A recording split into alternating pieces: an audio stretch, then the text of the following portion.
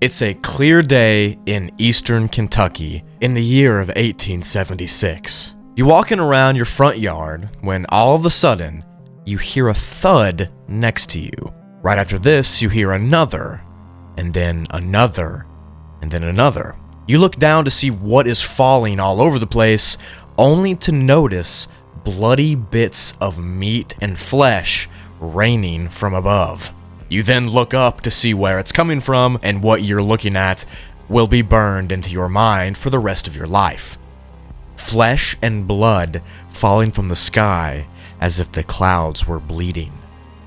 For the next couple minutes, blood, meat, and sinew would continue to fall over a small region in eastern Kentucky. And even after 100 years of investigations and scientific experiments, no known answer has been provided of where this meat came from or what it is. Answers range from vomit from vultures, blood rain, to frogs being dropped from nearby ponds, to a scientific study saying that the flesh was human infant lung tissue. This is the story of the Kentucky meat shower of 1867, and what I think is one of the most interesting unsolved mysteries from the Appalachian region. Today in this video, I will be going over this mysterious instance, all of its lore, all of its reporting, interviews from newspapers just days after it happened, first-hand accounts, primary sources, and doing all the hard work that you just can't find when you look it up.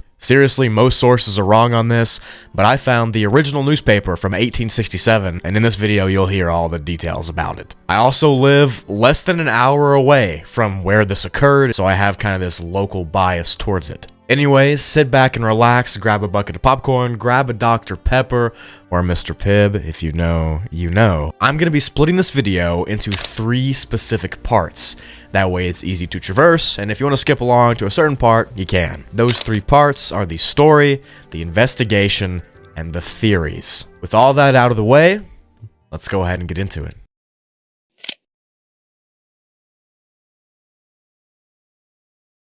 The main source that I'll be using in this video is one that I don't see referenced often. It's an issue of the New York Herald released on March 21st, 1876, just a mere few days after the meat shower occurred. The Herald sent a key investigator down to Kentucky right after news of this event broke, and hearing how they documented and interviewed people is very funny, but also very insightful. Especially, like I said, being a local myself. You'll see what I mean when I get into the interviews and the quotes, but this is a fantastic source, literally just days after it happened, and I had to go back on the Wayback Machine to find it. So I don't think many people have access to this information. But let's dive into the story as it was told directly from the first-hand witnesses. This all began in the early afternoon of March 3rd, 1876, and it all happened near the Olympia Springs area, which is modern-day Bath County, if you want to look that up. The time of day is about 11 a.m., and Mrs. Crouch, who is the main person in this story, was on her homestead walking around outside. Many of the sources that you'll see online, if you look this up, will say she was on the porch making soap.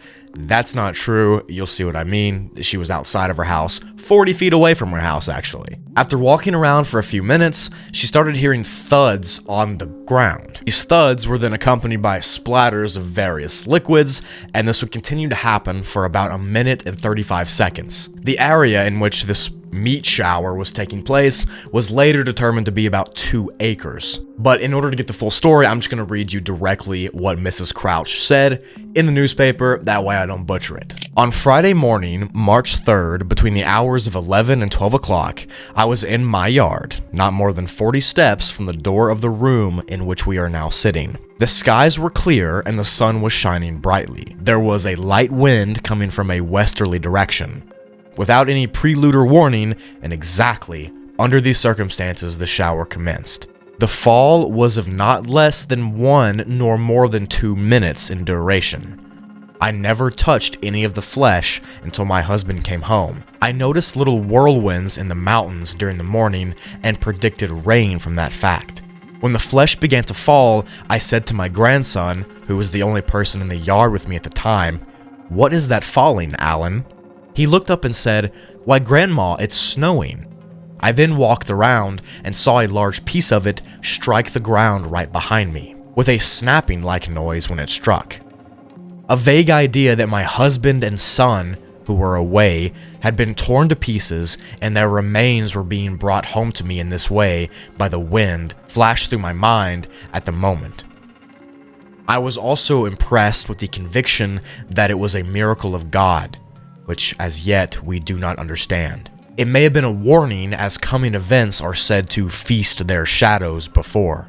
The largest piece that I saw was as long as my hand and about half an inch wide. It looked gristly, as if it had been torn from the throat of some animal. Another piece that I saw was half round in shape and about the size of a $50. So that was the account of events as Mrs. Crouch told. It was her and her grandson outside, kind of just walking around, enjoying the nice day, when this meat began to fall from the sky. Things of note that you need to remember is that she said the meat looked gristly, as if it had been torn from the throat of an animal. Another important note is that she was kind of freaked out by it. She saw it as a sign from God, or, like she said, her husband and son's remains being poured down on top of them. It made her anxious, it made her worried.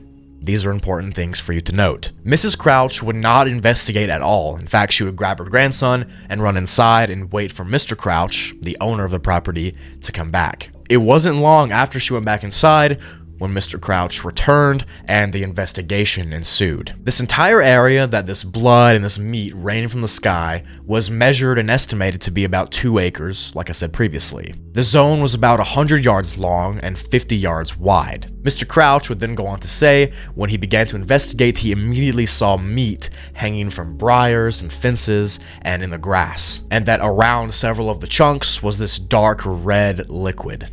At the time that this entire event occurred, there was a total of 4 people at the residence. Now, you know the 2 people that were outside, it was Mrs. Crouch and her grandson, but there was 2 more people. Those 2 people were inside. The 2 women were Sadie Robinson and Sally Crouch. Now, Sadie Robinson is only referred to as a school mistress, maybe a helper of some sort, and that's why she was there, but Sally Crouch is listed as the granddaughter of Mrs. Crouch. Sally Crouch herself was bedridden and sick, so she was kind of stuck in the room dealing with this sickness. But Sadie Robinson heard the commotion outside and ran to investigate. Like I said, she was inside, so she didn't see the meat falling from the sky, but she did hear the thuds and heard Mrs. Crouch and the grandson yelling and screaming, so she ran outside to see what was going on. She gave her direct account to what she saw to the paper, which I will now read.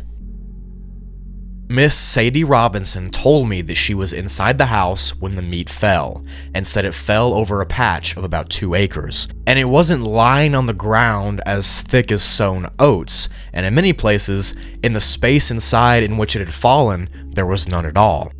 She said she went out into the yard as soon as she heard the matter to see the sight, but the shower had stopped just before she got outdoors, and she only saw it hanging onto briars, sticking to fences, and lying upon the ground. So from this Miss Sadie Robinson, we get that it wasn't filling the entire 2 acres. It wasn't just like a blanket flood of blood and guts. It was kind of splotchy around, but it was all in the same area. At this point, everyone is beginning to get freaked out. Mrs. Crouch, the grandson, Sadie Robinson, they're very confused. Meat and blood just fell from the sky. They don't know what's happening, and little did they know, things were about to get even weirder. Because now, just hours after this occurrence, friends, family members, local priests, everybody was coming to see the meat shower that just happened. And what will go on to be discovered would make things even stranger.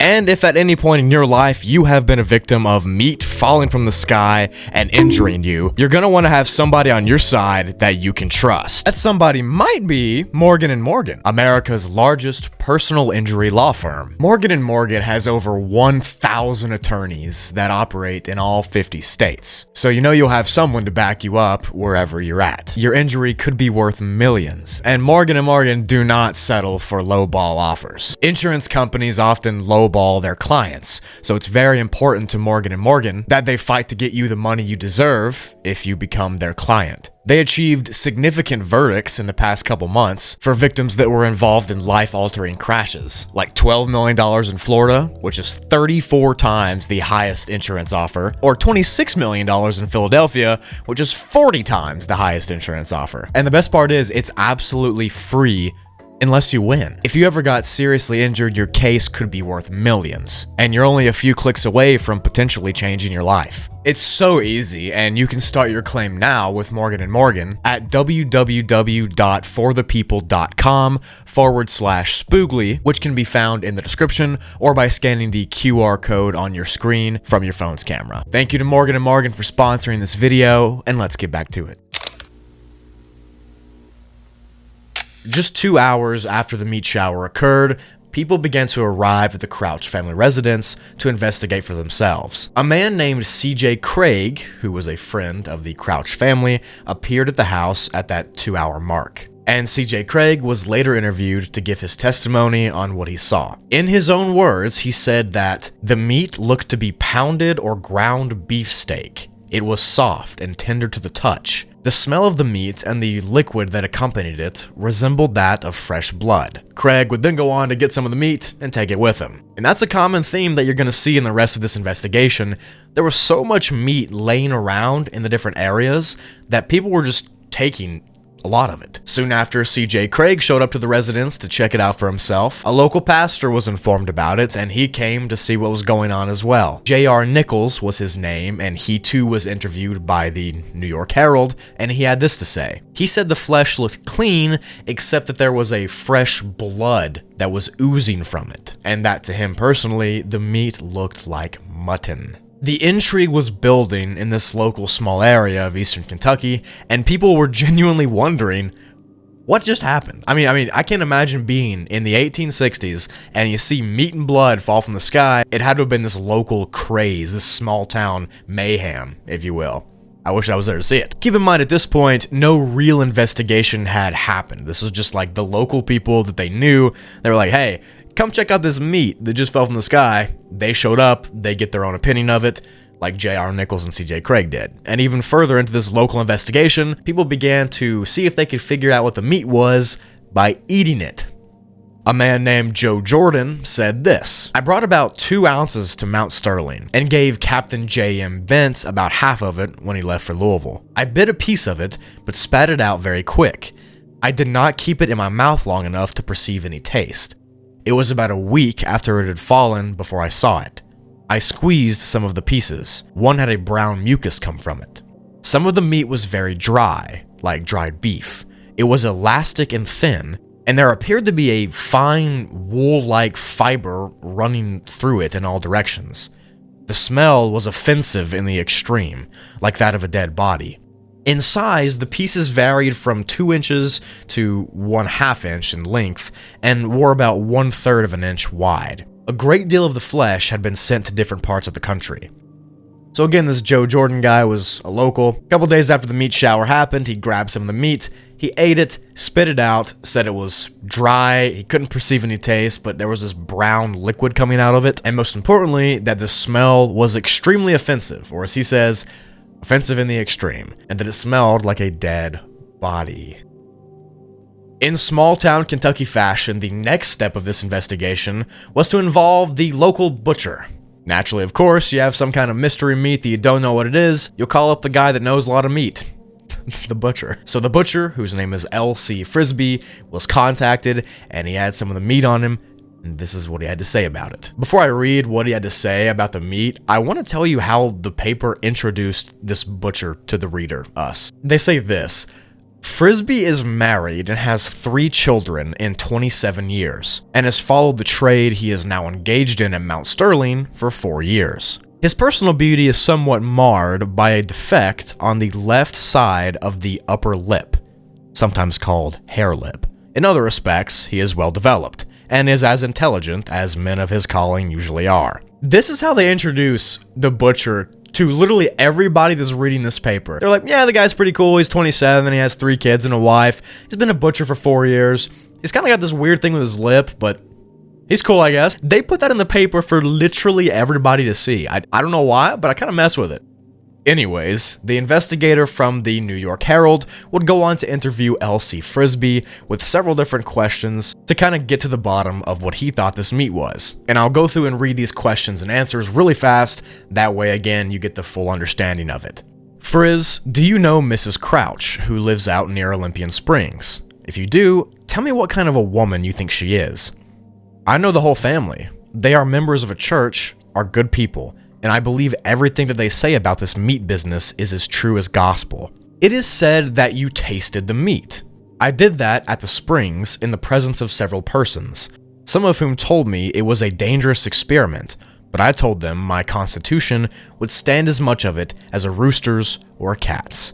Did you swallow any of it? No, I intended to at first, but after chewing a little, I changed my mind and spit it out. How did it taste? Well, I've handled all kinds of meat, and I never tasted anything exactly like this before. I am not prepared to say for certain that the taste resembled that of either fish, flesh, or fowl. Well, what did it look like? It looked more like mutton than anything else I can compare it to. Did you smell it? Yes, and the scent was a new one to me. Was there any blood upon it? Well, a kind of milky, watery fluid oozed out of it while I was handling it. Was there anything peculiar in the touch while you were handling it, and did you examine its texture? It had a fleshy feel. I tore some of it apart. It was as tender as veal or young lamb, or more so. I noticed when I pulled it to pieces that there was a fine, stringy fiber running through it, apparently in all directions. What was the object of your visit out there at the time when you saw the meat at the Springs? I was out there on my own private business. So that was what the local professional butcher had to say about this meat that fell from the sky. And L.C. Frisbee is now the second person who has tried to eat the meat and has spit it out because it was disgusting. Remember, Joe Jordan did it earlier. In Frisbee's personal opinion as a butcher, he said it resembled mutton as the closest thing it could, but that there was weird fibers that ran through it. So now at this point, if you're not caught up to speed, the preacher, the butcher, Mr. and Mrs. Crouch, C.J. Craig, Joe Jordan, and a couple other people, including this investigator from the paper, have all seen and are hearing about this meat. It's kind of being sent all over the state, all over the country for examination, and people are beginning to kind of get freaked out because if the butcher can't identify what meat it is, something else is going on entirely. And you might think that's the end of it, right? The butcher says it kind of looks like mutton, so it must be mutton. But once again, it just gets even weirder.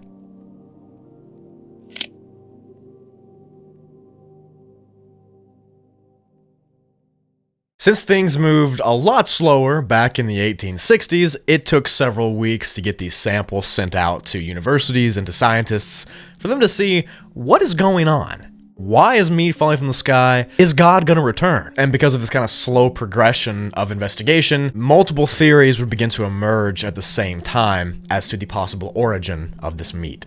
A man referred to as Professor Smith from this newspaper had this to say about the meat. His theory was that this meat was actually just frog spawn that had been picked up from nearby lakes and nearby ponds from storms, brought up into the sky, blown over, and dropped down on top of the Crouch family farm. Now, Miss Crouch herself did say that the wind was kind of whirling and she predicted it was going to rain later that day, but when the event occurred, it was sunny outside. But this frog rain phenomenon is actually a real thing. It happens. There's several accounts of it happening, and it's just like I said, frogs get picked up, frogs get dropped. But the problem is the townsfolk and the people who saw the meat refused to believe it was just frogs. Because it turns out the piece of meat that Professor Smith was given was this gristly piece with no lean meat attached. So it was just like cartilage or fat, essentially. And he couldn't really get a good reading because of that. The newspaper would then also go on to refute this claim, saying that several pieces of this meat fell into the Crouch as well, but no frogs or frog larvae or whatever spawned eventually. Another professor, or I think they're a professor, the newspaper doesn't tell me, but this guy's name was Leopold Brandes. He came to the conclusion that this meat was not meat at all. In fact, it was something called nostoc, or star jelly. This, in layman's terms, is this kind of bacteria that swells up into this blobby, gelatinous thing when it rains. When it swells up, it looks like brownish, greenish, grayish meat. Kind of. Until fairly recently, it was believed that this star jelly stuff actually fell from the sky. That's why it's called star jelly. But in fact, what actually happens is that, like I said, when it rains, it just grows from the ground. I think this is more plausible than the frog spawn theory. However, I believe the butcher, L.C. Frisbee, would be able to tell if something wasn't meat. He said it resembled mutton, not bacteria that was kind of like a fungus, right? You're seeing pictures of what it looks like now. It does look kind of like the descriptions, but if somebody bit into it, I think they would be able to taste the difference. Brandeis would then hand over his meat samples to the Newark Scientific Association for further analysis. This was the highest level of analysis that had occurred on the meat so far. It's a step above the butcher, a step above the preacher, and a step above the professor. So now we're talking about like a real scientific investigation here. This scientific investigation literally just makes things more mysterious. Dr. Alan McLean Hamilton would investigate the pieces of meat that he was given. He would then go on to document his findings into the medical record, saying that the meat had been identified. You might think that's awesome. You might think, we finally got the answer. But no, we don't. Dr. Alan McLean Hamilton did not say that it was frog spawn or mutton or beef or bacteria that swells up. No, he said that it was lung tissue from either a horse or a human infant. Yeah, that's right. He said it was lung tissue from a human infant, and he went on to say, quote, "The structure of the organ in these two cases being almost identical." So the meat that fell from the sky in eastern Kentucky was near identical to that of human infant lung tissue. Or horse tissue, but human infant sounds crazier. This was further proven when Dr. Alan McLean Hamilton will do more tests on more pieces of meat. 2 samples ended up being identified as lung tissue, 3 samples will go on to be muscle tissue, and then 2 more samples would be cartilage. These were all done in an actual scientific lab at the Newark Scientific Association. But even with this information from the Newark Scientific Association, we still don't know what the meat was. You're telling me there was lung meat from an infant human that was falling out of the sky? I don't know. This theory that the doctor gave just made the public more confused as to what was happening, and people still were not happy with the answer. And then finally, a man named Dr. Louis Kastenbein came up with the leading theory and what most people generally believe to be what happened now. It is the vulture theory, and essentially this means that the entire meat shower was caused by vultures throwing up a previous kill in order to escape faster. If you don't know, vultures kind of eat roadkill and they eat pretty much everything, and if they have to get away from something quick or if they feel threatened, they spit up or throw up their previous meals as a defense, along with stomach acid as a kind of projectile. They do this so they can fly quicker without being weighed down. It makes sense. And usually if one vulture does it, then the entire rest of them that are around will also start doing it, so that can make up for the entire massive area. The vulture theory would also explain the different types of meat, the different textures, the different levels of digestion. Some were tough, some were tender.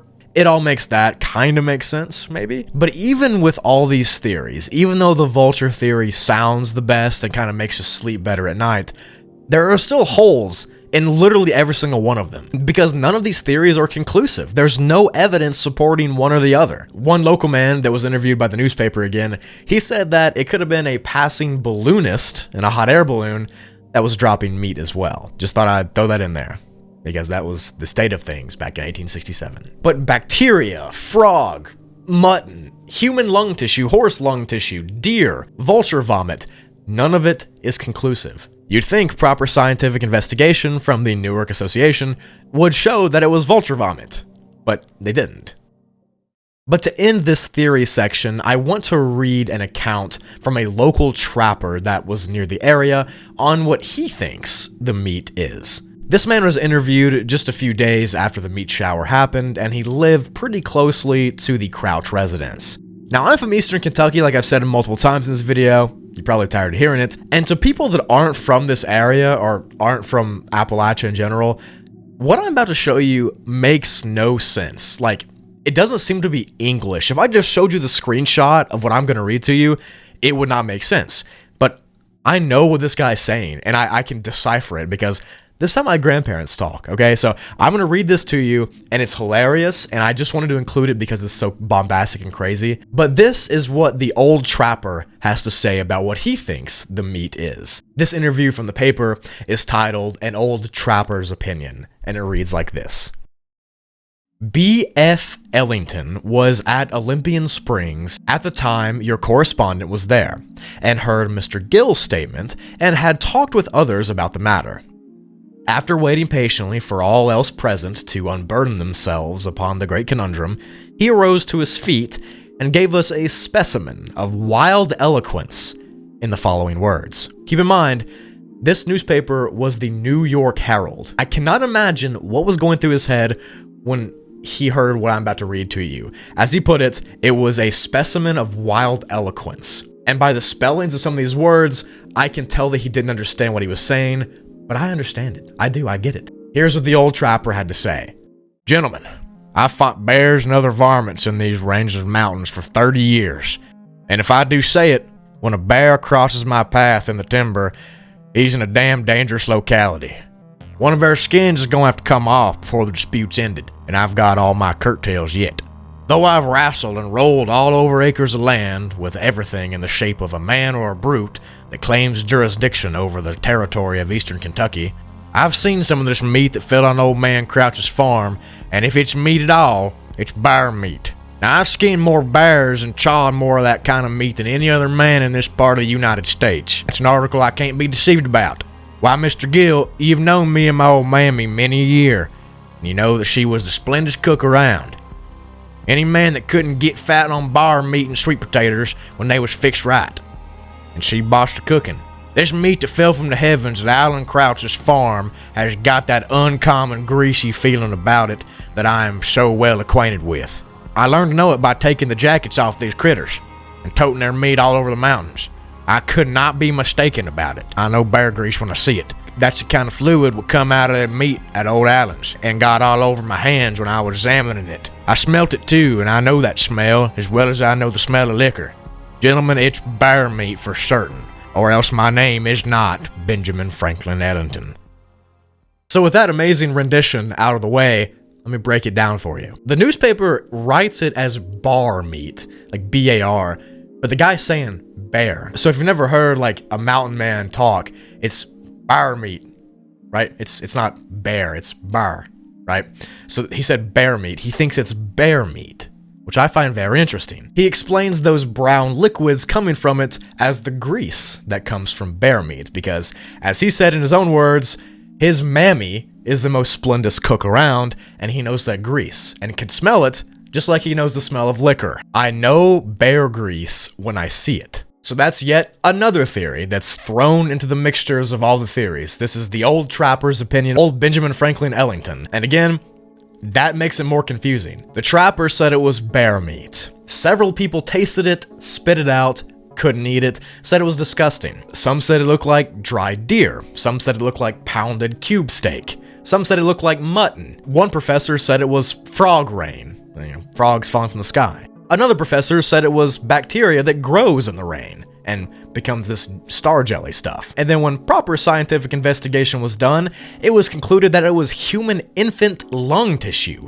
or horse tissue. We truly don't know. All these different people in all their respective walks of life have their own opinion, and none of them link up. It literally ranges from frog babies to bear meat that fell from the sky. And neither one of them are more wrong than the other.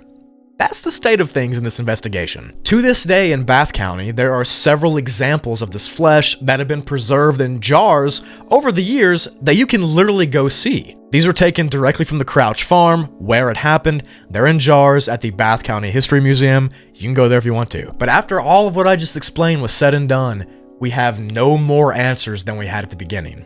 And as I said in the intro, this is one of my favorite unsolved mysteries from the Appalachian region. It has literally everything. It's weird and scary, but not in a way that harms anybody. It's got the old trapper's opinion, it's got the preacher's opinion, it's got the family friend's opinion, the farmer's opinion, the professor's opinion. the scientific opinion, and not one of them is wrong or right. No one truly knows. Nothing like this has happened since in the area, and nothing exactly like this has happened in general. Usually the vultures throw up on the ground, not in the air, so this could have been a freak thing. Who knows? Was it a sign of the end times? Was it a freak accident? Was it bar meat falling from the sky? We will never know.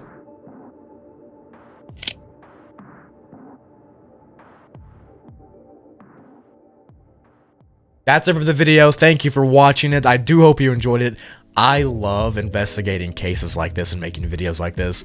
It's probably the most rewarding story to go into, especially because I'm from the area, so I understand the entire investigation. Like, that is the logical progression of things and how it still happens here.